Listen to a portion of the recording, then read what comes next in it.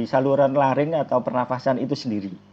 Sehingga pada awal-awal itu yang banyak diserang adalah pernafasan dengan nafas tersengal-sengal, kemudian muncul gejala berbusa pada mulut. Kalau kita buka mulutnya ada lepu-lepu di lidah, kemudian ada kayak sariawan gitu. Jadi kemudian jangan lupa ada leleran pada hidung juga. Kemudian ada juga fenomena Tiger Heart, nanti kita jelaskan. Kemudian perawatan mulut dan kuku, ini yang penting. Kita nanti pada screen selanjutnya kita jelaskan. Monggo lanjut, Mbak. Nah, ini adalah model pengobatan yang kita pilih dari Puskeswan Balong Panggang. Kita sering di lapangan itu kadang-kadang lupa yang kita obati ini virus.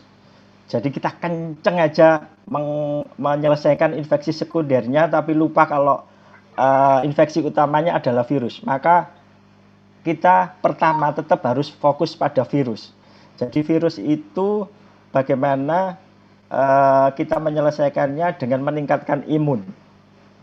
Yang kedua, strategi yang saya ambil bersama tim adalah membuat peran petugas dan peternak.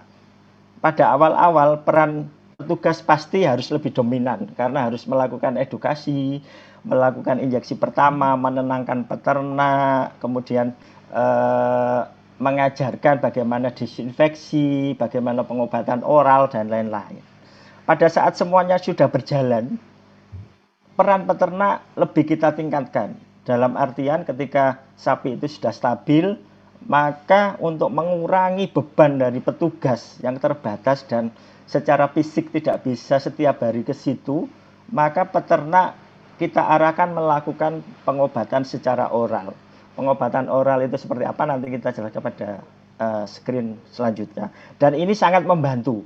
Jadi alhamdulillah mulai hari ini petugas kita bisa lebih rileks karena peternak mulai mandiri, kemudian kita lebih banyak komunikasi lewat online dan peternak lebih peka. Jadi mereka sudah paham kalau gejala ini harus pakai ini dan ini.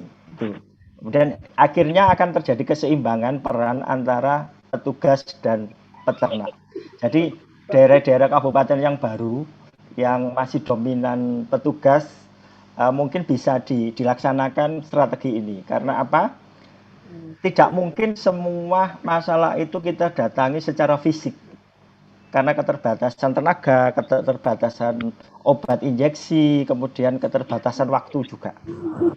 Nah, ini makanya saya selalu berpesan pada teman-teman yang ada di Puskeswan Balong Panggang terutama dan Gresik pada khususnya agar tidak selalu memaksakan pengobatan langsung dengan injeksi.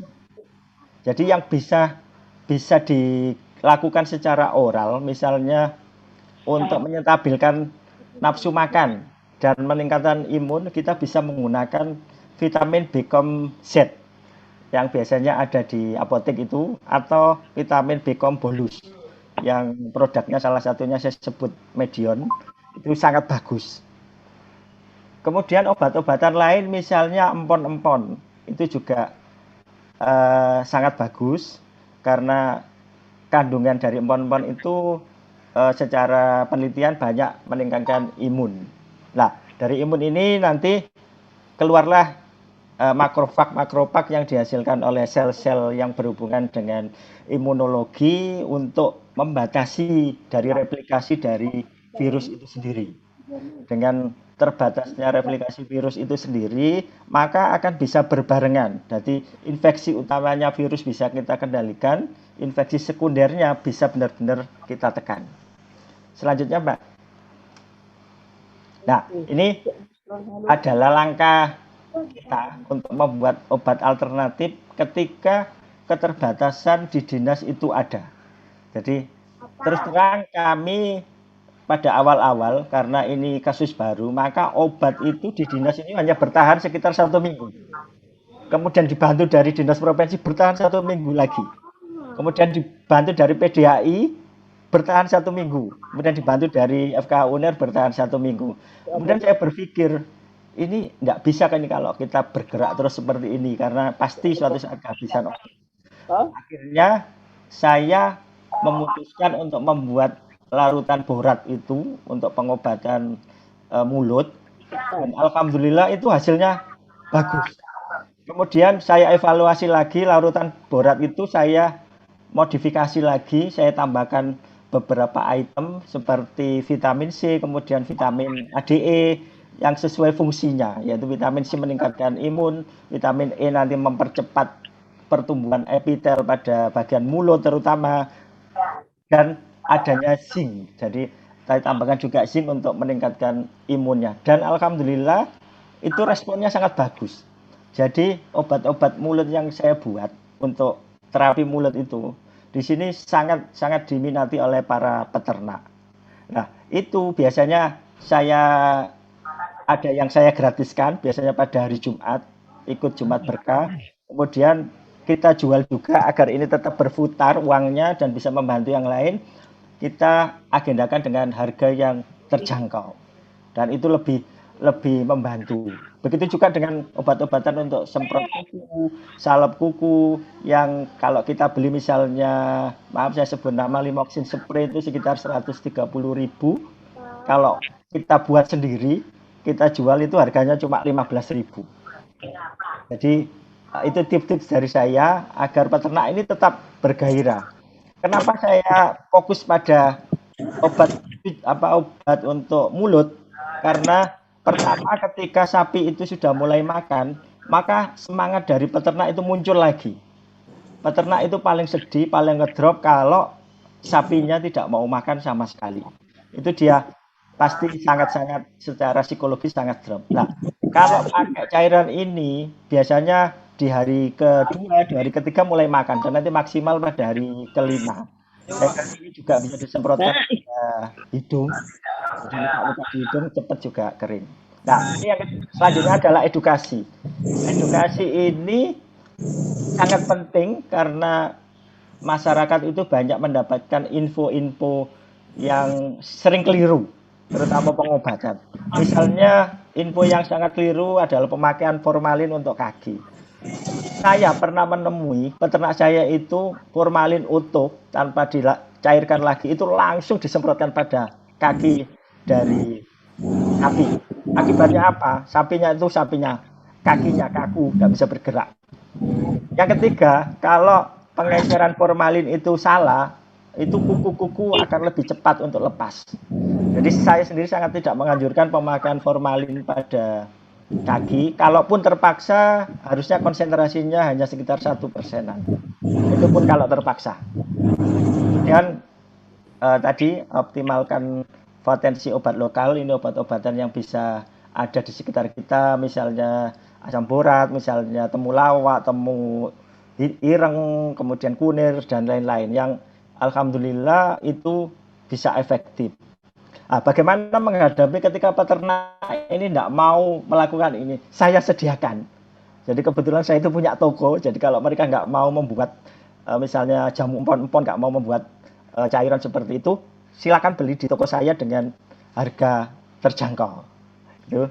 Kemudian di tim kami saya biasanya selalu menggelorakan untuk tetap semangat dan selalu melakukan monitoring, evaluasi atas semua kegiatan yang kita lakukan.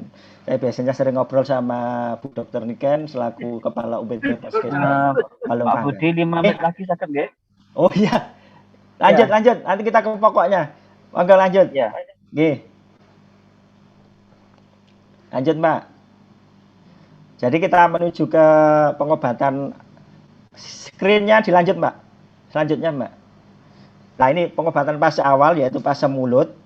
Pastikan kenali gejala klinis. Uh, Kemudian adalah gejala demam. Pastikan biasakan menggunakan termometer.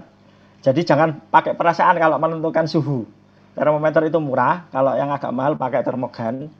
Ini kuis kedua. Kuis kedua. Siapa yang bisa jawab nanti dapat hadiah lagi bahwa berapa suhu normal dari sapi.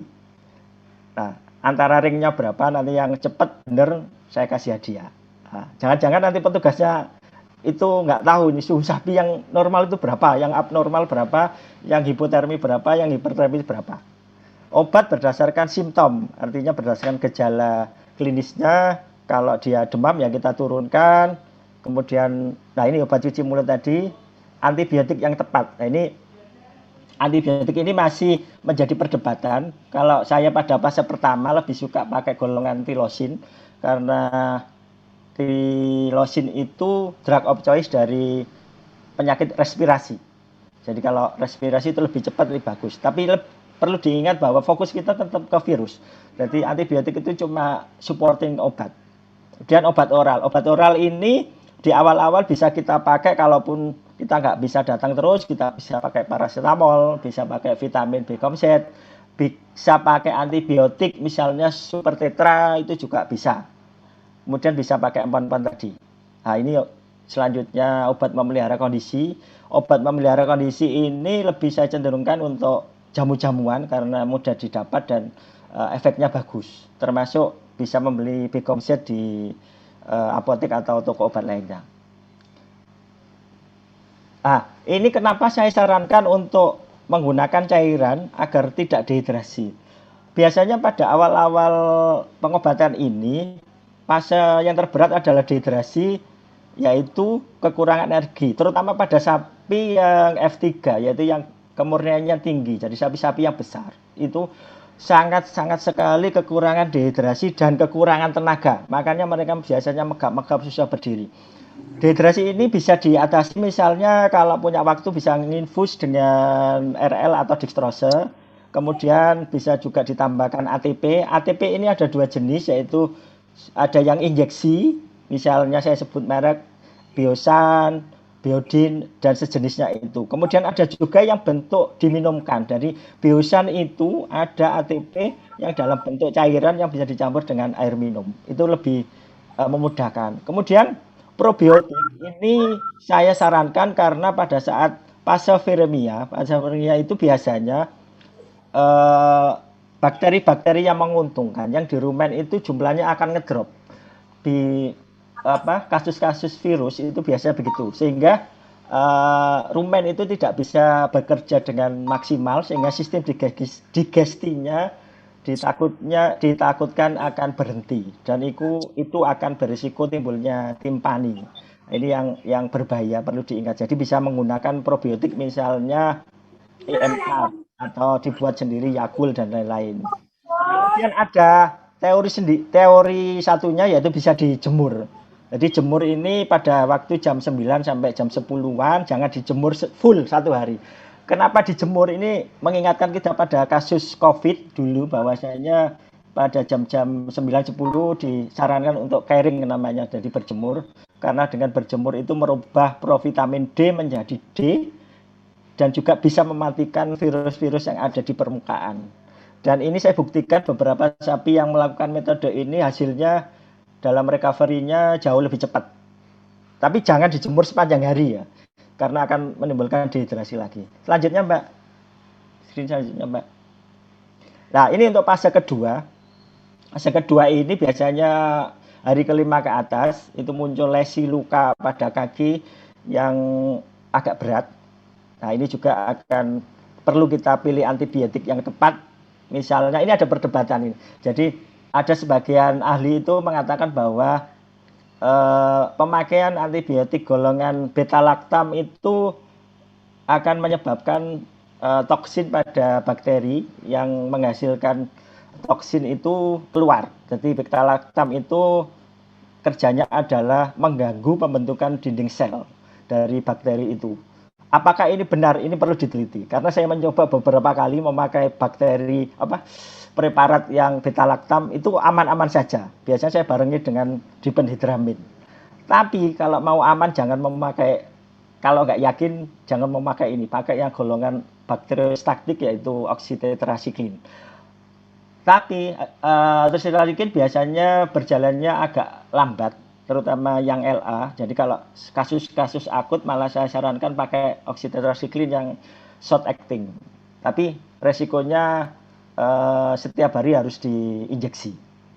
Kemudian perlu adanya antiinflamasi dan vitamin ADE. Vitamin ADE ini sangat penting karena berhubungan dengan imunologi, jadi meningkatkan daya imun, kemudian anti-inflamasi.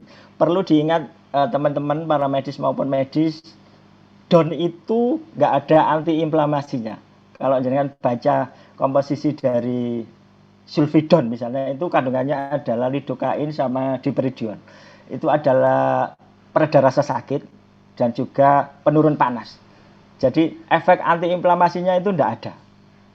Nah, apa yang ada efek antiinflamasinya? Ada obat-obat yang agak mahal, misalnya tolfedin ataupun Fortis yang kandungannya flugnisin itu mempunyai antiinflamasi yang kuat, tapi agak mahal dan ini perlu biaya. Nah, di sini yang jadi dilema. Kemudian gimana dengan dexamethasone? Beberapa ahli mengatakan bahwa dexamethasone ini adalah golongan kortikosteroid dan itu ada efek sampingnya yaitu imunosupresif. Jadi saya tidak menyarankan itu. Jadi lebih baik pakai tolfedin atau Fortis yang isinya flunixin. Terus apakah DON ini tidak bermanfaat? Tetap bermanfaat karena DON itu lebih terjangkau harganya, fungsinya juga bagus. Karena itu menurunkan demam dan mengurangi rasa sakit, terutama ketika persendiannya mulai diserang. Dan ingat teman-teman, dosis DON ini harus tepat. Jangan sampai sapi kecil dikasih 10 mili, nanti sapi 1 ton 10 mili, sapi 7 kintal 10 mili. Akhirnya efeknya nggak kelihatan. Jadi konversi dosis itu sangat penting bagi saya. Kemudian kalau obat oral seperti tadi saya sarankan, begitu juga obat topikal yaitu obat untuk luka-luka pada kaki. Yang perlu diperhatikan pada luka kaki ini adalah harap dijaga agar luka itu selalu membuat terkait antara kuku dengan kulitnya, daging di atasnya. Karena kalau enggak nanti kukunya akan lepas. Yang kedua, jangan memakai obat yang aneh-aneh. Peternak itu sering gunakan obat yang aneh-aneh, misalnya formalin, oli bekas, dan macam-macam. Itu yang memperparah dari kondisi kuku. Gunakan aja yang wajar, misalnya salep, kemudian spray yang ada antibiotiknya. Saya lebih suka salep karena menempelnya lebih kuat. Dan saya sudah membuat salep itu sendiri dengan bahan-bahan yang ada. Jadi kita harus kreatif karena di situ kita bisa menolong banyak peternak. Lanjutnya, Mbak.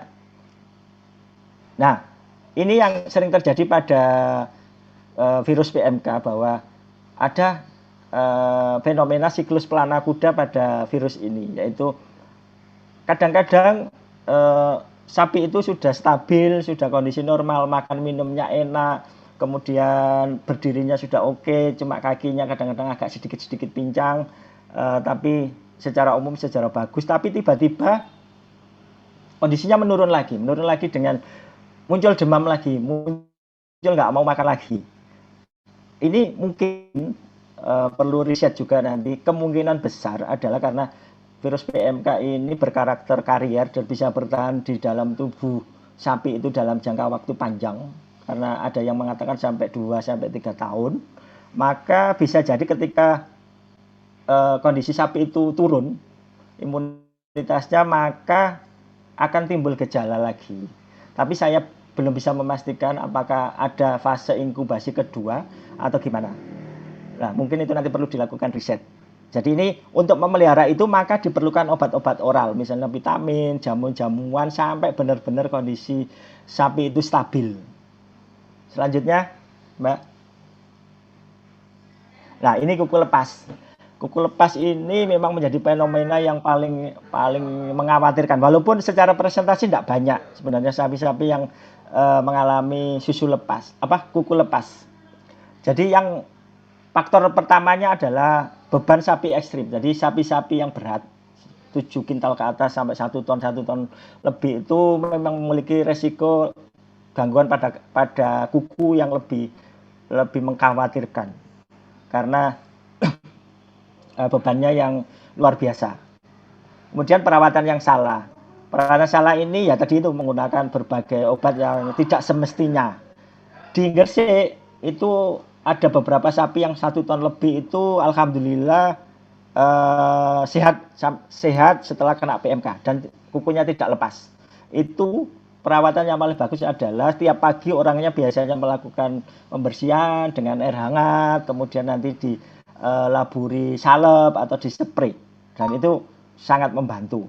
Sedangkan orang yang cuek, males, itu biasanya nggak berapa lama kukunya akan lepas. Jadi orang yang sudah down lebih dulu, nggak punya optimisme, pasti sapi yang kena PMK akan banyak korban. Bagaimana jika lepas? Di beberapa kasus yang saya tangani, dengan berat sapi, asal berat sapi nggak terlalu besar, itu biasanya kuku ini akan pelan-pelan akan tumbuh. Jadi pada minggu pertama nanti sudah mulai mengeras, kemudian makin mengeras, dan seterusnya ada yang sampai 1 bulan, kadang menurut teori ada yang sampai 3 bulan untuk menuju penyembuhan sempurna. Nah, ini gunakan pengobatan yang tepat. Perlu diperhatikan bahwa pada kasus kuku ini yang perlu diperhatikan selain teracak bawah adalah antara pertengahan antara kuku satu dengan yang lainnya. Jadi tengah-tengah antara dua kuku itu yang sering kita lupakan dan kita tidak terjangkau. Kalau saya lebih suka bahwa di situ bisa dibersihkan dengan hidrogen peroksida agar jaringan matinya lepas. Kemudian baru nanti kita semprot, bisa pakai limosin spray atau salep untuk buat sendiri. Itu jauh lebih membantu. Kemudian kemarin ada seminar yang mengatakan bisa pakai baking soda juga. Itu kalau memang itu sudah terbukti ya alhamdulillah, berarti ada jalan lain. Kemudian yang ada lagi yang cukup ekstrim, yaitu melakukan injeksi pada tempat itu. Jadi di sela-sela teracak itu kita bersihkan, kemudian kita lakukan injeksi anti radang dan juga antibiotik. Saya beberapa kali mencoba hal itu, dan ini biasanya pakai pen strap saya dengan barengi biasanya di Benidramine, kalaupun ada resiko lain bisa tercover, dan alhamdulillah hasilnya bagus. Kalau teman-teman mau nyoba silakan. Kemudian tetap fokus ke virusnya. Lanjut Mbak. Mudah-mudahan belum waktunya habis ini. Lanjut Mbak, screen-nya nih. Nah, ini adalah salah satu strategi saya bersama tim adalah pelepasan keluh. Jadi ingat bahwa keluh itu sebenarnya pada kondisi PMK ini memperparah kondisi di hidung. Karena pertama keluh akan terus menyayat daripada bagian hidung yang terluka. Yang kedua, keluh itu sangat-sangat tidak steril menurut saya. Karena bakteri kotor banget, bau, jadi bau. Dan ini saya buktikan setelah keluhnya saya lepas dengan pakai restrain yang lain, agar yang penting sapinya aman, itu luka di hidung cepat sembuh. Sapi lebih nyaman dan biasanya makannya lebih cepat. Jadi beberapa kali saya membuat status bahwa yang terbaik adalah dilepas keluhnya. Habis Pak? Enggak, dari tadi sebenarnya, tapi enggak apa, menarik soalnya banyak informasi praktis yang kita dapatkan. Moga-moga masih 5 menit apa. Saya lanjut sedikit nggih. Nggih, monggo lanjut. Ini kan informasinya sangat praktis di lapangan terkait pengobatan, membuat hewan jadi sembuh. Kalau lepas bisa disembuhkan lagi. Walaupun bertahap, nggih, monggo diteruskan, Pak. Lanjut keluhnya, Mbak. Lanjut screen-nya? Screen-nya dilanjut. Nah, ini kematian mendadak. Jadi ada beberapa kasus di lapangan itu tiba-tiba sapi itu kondisinya sudah bagus, makan minumnya oke, tapi mati mendadak. Ini adalah kalau kita baca literasinya adalah tiger head, jadi kelainan pada jantung tidak bisa memompa darah sehingga tiba-tiba matilah. Apa yang menyebabkan tiger head ini? Ada dua pendapat. Yang pertama adalah memang replikasi virusnya itu berjalan sangat tajam sehingga mencapai puncak dan mengganggu dari kerja jantung. Yang kedua, ada juga yang berpendapat adalah kesalahan menggunakan beta lactam tadi, sehingga bakteri yang semacam misalnya Clostridium yang mengeluarkan toksin itu akan mengeluarkan toksin karena dinding bakterinya rusak, sehingga toksin itu yang menyebabkan jantung menjadi tidak bekerja secara normal. ini masih tetap perlu diteliti karena beberapa kasus yang mati mendadak di tempat saya itu bukan karena pemakaian beta-lactam tadi. Dan saya beberapa kali mencoba menggunakan beta-lactam ini ternyata tidak ada efek sampingnya. Tapi makin untuk lukanya itu makin cepat sembuh. Tapi saya selalu menggunakan beta-lactam ini saat kondisinya mulai stabil. Jadi makan minum sudah oke. Jadi pada fase-fase akhir untuk menyelesaikan luka-luka di kaki yang bandel itu. Nah, dan bijak memilih obat itu tadi. Kemudian, ini hindari konsentrat atau komboran terlalu banyak dulu. Ini ada beberapa kasus di kandang kami. Tiba-tiba ketika makan minumnya sudah enak, sama peternaknya komborannya dipol. Dipol itu di full, sesukanya dia. Harapannya kan ini mengejar berat badan untuk Idul Adha. Akan tetapi besoknya itu sapinya malah nafsu makannya turun, kotorannya jadi agak diare, agak lembek gitu. Nah, menurut saya ini karena memang rumennya itu belum siap. Jadi bakteri-bakteri yang di rumen itu belum bekerja optimal, baik populasi maupun kerjanya. Yang kedua, biasanya sapi-sapi sembuh PMK itu lebih suka makan konsentrat daripada makan rumput. Karena konsentrat misalnya di tempat kami ada namanya ampas tahu, itu lembut banget. Kalau disuruh milih pasti sapinya itu lebih milih ke ampas tahu. Tapi kalau dipol karena hijauannya kurang, maka kotorannya akan menjadi lembek dan efek sedikit timpani biasanya muncul. Tapi setelah kita terapi biasanya sudah bagus dengan terapi obat dan pengaturan daripada konsentrat ataupun ampas tahu itu. Selanjutnya Mbak. Nah, ini kenapa kegagalan pengobatan? Pertama adalah faktor peternak. Jadi peternak itu seperti tadi saya sampaikan adalah kalau psikologinya sudah kalah, maka dia akan malas. Jadinya dijual aja, dipotong aja kan gitu. Yang kedua, kandang populasi besar. Kematian di tempat kami itu sebagian besar ada di kandang populasi besar. Jadi kandang populasi besar itu misalnya 80 ekor, 100 ekor, banyak di tempat kami. Itu anak kandangnya biasanya enggak rajin. Artinya enggak rajin itu dia harus 24 jam pada saat kasus PMK ini bekerja sehingga kelelahan. Dia enggak nututi untuk menyuap mendulang, enggak nututi untuk merawat kakinya, enggak nututi untuk menyemproti mulutnya, sehingga sebagian sapinya ada yang tidak tercover. Dan ini adalah faktor utama kegagalan pada kandang dengan populasi besar. Pada kandang dengan populasi 2, 1, 3 itu jauh lebih besar tingkat kesembuhannya karena emak-emak itu biasanya sangat rajin. Jadi kita keliling itu lihat emak-emak nggak dulang anaknya tapi dulang sapinya itu. Dan ini sangat membantu untuk menggerakkan digestinya. Dari gerak rumennya itu mulai bergerak kembali. Dan pemilihan obat dosis. Nah ini dosis ini yang sering saya soroti karena biasanya teman-teman di lapangan ini terutama dosis antibiotik sama antipiretiknya. Antibiotik teman-teman di lapangan itu cenderung memakai dosis di bawah standar. Kalau jenengan baca misalnya oksitetrasikline ya sebagai berbagai produk itu 1 mili itu harusnya untuk 10 kilo. Jadi kalau sapinya 100 kilo harusnya itu 10 mili.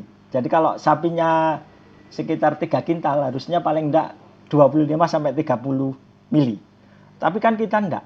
Kita kan sering main di 10, 15, 10, 15, 10, 15. Perlu diingat bahwa bakteri itu kalau makin lama kita main-main dengan antibiotik, dia akan resisten. Dia akan makin menjadi-jadi. Dan ini salah satu yang menjadi kegagalan dalam mengcover perkembangan bakteri. Saya pernah mencoba membandingkan ketika saya pakai dosis yang benar, optimal dengan dosis yang biasa. Kalau dosis yang benar itu kan karena saya diundang, orangnya berani bayar saya. Jadinya saya bilang, Pak dosisnya seperti ini loh. Iya Pak, siap Pak dokter. Dan hasilnya jauh lebih bagus. Jadi di Menganti itu, di Desa Laban itu ada peternak. Itu punya rumah sakit. Anak sampai cucunya itu dokter umum semua. Jadi saya ke situ dokter hewan sendiri. Dan itu dia mintanya yang terbaik. Dan memang hasilnya bagus. Itu tentang dosis. Kemudian selanjutnya agak cepat pemeriksaan fisik segini, terutama suhu sama kaki. Jadi suhu tadi biasakan menggunakan termometer. Ini yang penting karena kalau di batin kemudian diambil dari telinganya, iki anyep, iki adem, itu sangat subjektif. Karena beberapa sapi yang saya coba itu ternyata ketika suhunya normal pun sama petugas itu disikat sama sulfidon, sama penurun panas. Untuk apa kan gitu? Kan nggak ada manfaatnya. Jadi ketika demam itu baru diturunkan. Tapi ketika normal ya sudah, kita pakai obat yang lain. Ini yang lainnya tadi sudah saya jelaskan bahwa untuk sapi perah mungkin karena dia metabolismenya tinggi sehingga tingkat kelemahannya lebih parah dari sapi potong. Tapi saran saya untuk sapi perah adalah kalau bisa diinfus atau paling tidak kondisinya distabilkan dulu.